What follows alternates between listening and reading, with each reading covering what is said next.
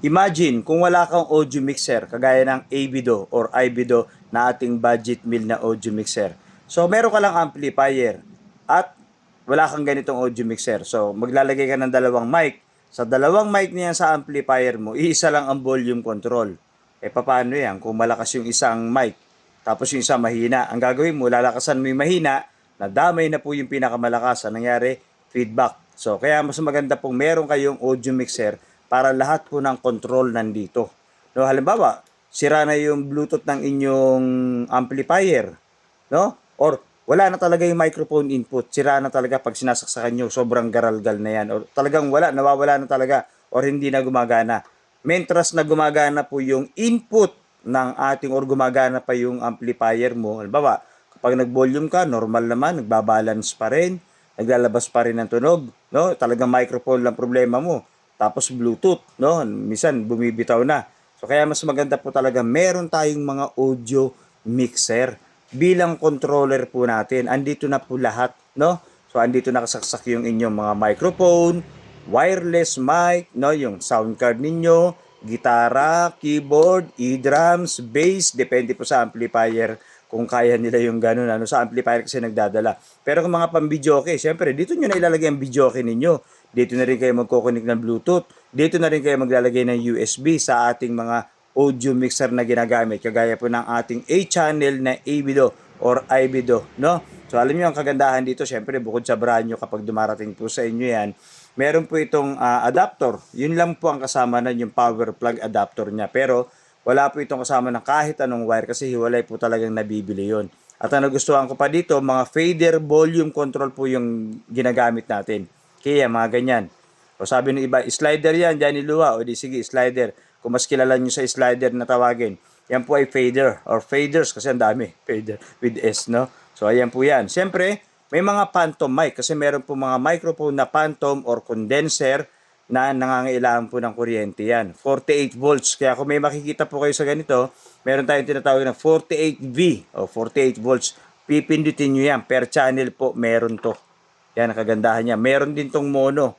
No? Pwede rin kayo sa auxiliary, pwede kayo mag-connect dyan ng subwoofer ninyo.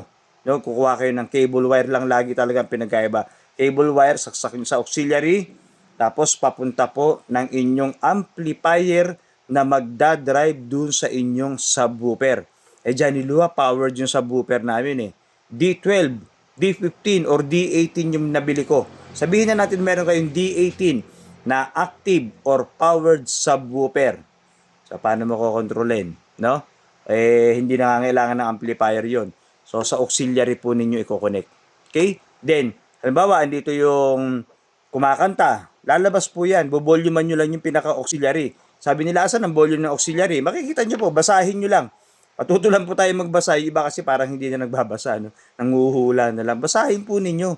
At yun sa mga naunang kong tutorial, di ba, tinuro ko po sa inyo kung paano ninyo kakabisaduhin yung mga yan isa-isa yan, di ba?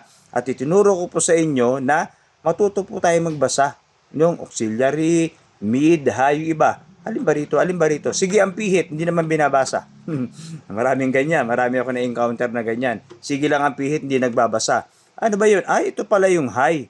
Ito pala yung tinuro ni Johnny Luha na Twitter. High pala yun. Kaya pala pag tinotodo ko, tumitining or tumatalim ang tunog. Oh, ganun yun. No? Kaya kung nakontento ka sa high, okay na sa akin yung ganun tining. O di, kontento ka na. Yun po yung tamang pihit. Hindi po si Johnny Luha ang magbibigay sa inyo ng tamang pihit. Ang bibigay ko po sa inyo kung paano ninyo pipihitin at aalamin. Kasi ang tamang pagpihit, wala po sa akin ang desisyon. Nasa inyo po yan. No, kasi kayo yung makukontento, hindi naman ako eh. Baka mamaya kontento na ako sa pihit ko, kayo nakukulangan pa. O di sino ang tama? Ako ba? 'Di ba? Mas kayo ang tama. Bakit? Kayo po yung may tama. Hindi. Ibig sabihin, kayo po yung tama kasi kayo yung masusunod sa gusto mo. Kasi kayo po yung magpipihit at makikinig, hindi naman si Johnny Luha. Ang trabaho lang ni Johnny Luha, ituro kung para saan yung high na dapat ninyong pihitin. At papakinggan ninyo, at kung nakontento ngani, kayo ngani.